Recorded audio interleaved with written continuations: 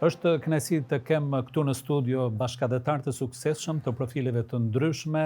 Deri tani mësuam faktikisht për shumë profile të bizneseve dhe tani do të kalojmë tek një biznes tjetër shumë tërheqës, ai i veturave. Të shikojmë së bashku.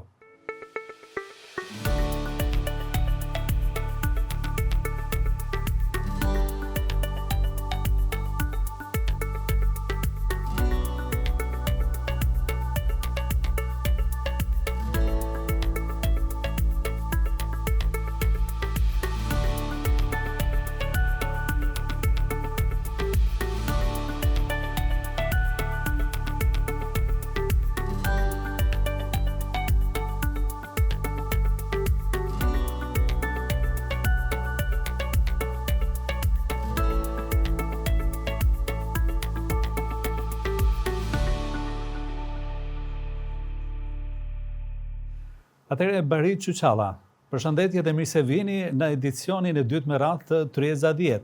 Mirë mbrëma, faleminderit për ftesën, përshëndetje edhe për gjithë pranishmit, ju uroj suksese, solla perfekte, këtë solla kom po për fillimit duke ndërtuar dhe po m'pëlqen jashtëzakonisht shumë. Shumë e vërtetë, ne fillimet tona të njohjes kanë qenë që në kuadër të qendrës kulturore të Rojtlingenit, ku ju jeni aty edhe një veprimtar I çmuar. Por sonte do flasim për biznesin tuaj, apo jo, për historinë tënde si përmarrës I suksesshëm. Na tregoni pak a shumë vitet tuaja, kur erdhët në Gjermani, si nisët me këtë aktivitet, cila ka qenë pak a shumë veprimtaria juaj?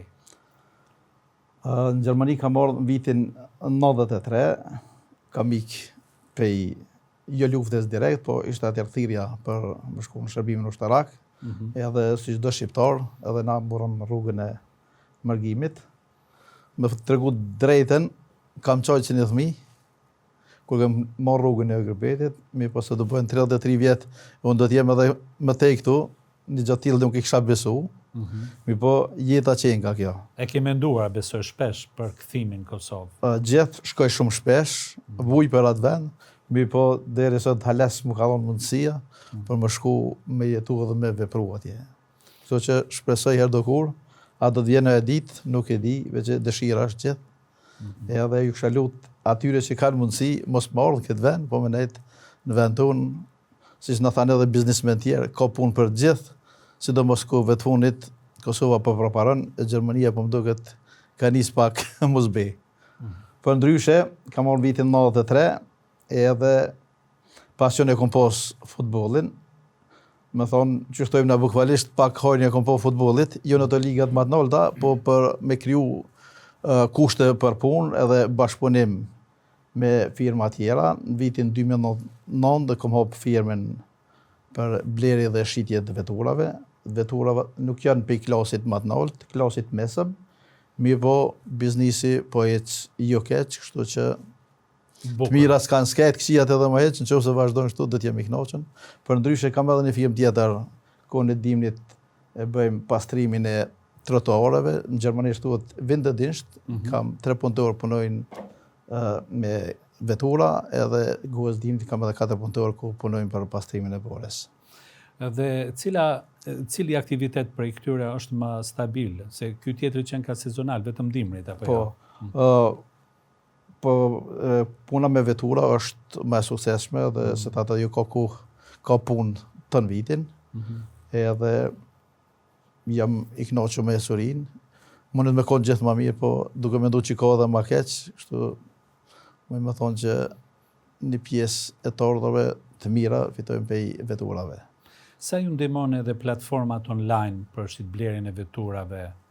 Juve si biznes janë burime, do thoja... Janë burimet kryesore, për ndryshe patos funksionon, mi po e kemi edhe salonin tonë, ku kemi dikun 25-30 vetura. Shumë bukur. Edhe një byro të vogël, po tani kemi edhe... Që vinë klientë direkt? Klientë I shikojnë direkt, kjerët. Për ndryshe kemi edhe salonin ku I rregullojmë veturat vetë. Zakonisht shumica e punë bëhet për veturat tona, mi po kur kemi kohë punojmë edhe veturat tjera. Shumë bukur. Dhe ku jemi tek shitblerja, klientët më tepër janë të bashkëdhetarëve nga komuniteti shqiptar apo Pa dallim. Ka edhe shqiptar, ka nacionalitetet tjera, ka edhe gjerman ka gjashëm, kështu që ja gjën gjitha llojeve. Sa ju ndihmon në këtë biznes faktikisht edhe mundësitë e blerjes që bankat të ndërmjetësojnë për klientët? Është ky një avantazh për biznesin tuaj? Është një avantazh i mirë, pa financim nuk s'ka as blerje, mi po jemi një pikë që, ma thonë drejten, peturat që i blej me mjetë vetë anoke edhe i shes me masanej. Domethënë financim me sene bëj, kam disa shtëpi edhe banesa, kam edhe dhoma për punëtor, ato financohen për ndryshe për kerre këto financimin e vetë. Shumë bukur. Pra jeni shtrirë edhe në pasuri të patundshme apo jo, me sa e kuptova. Po tash biznesi për lidh biznesin takim me shumë njerëz sikur sonte, secili, dikush me banesa, dikush me ndërtime, dikush me metal, edhe ato po lidhen punë njëra me tjetrën, edhe kur po jepet mundësia pse jo. E pashtë gjatë tërë kohës së vërtetoshe dhe mendoshe. Dhe çfarë ide të lindi sonte nga këto prononcimet e mysafirëve të tjerë? Të lindi ndonjë ide për ndonjë biznes tjetër apo jo? Mundësit janë gjithë topuna, po saqërisht pra kontabilistin, ndodh që të keni një bashkëpunim. Do takohemi, pastaj unë jam marrë një kohë të madhe edhe me sport, pasujat janë aty këtu, te fizioterapeuti këtu.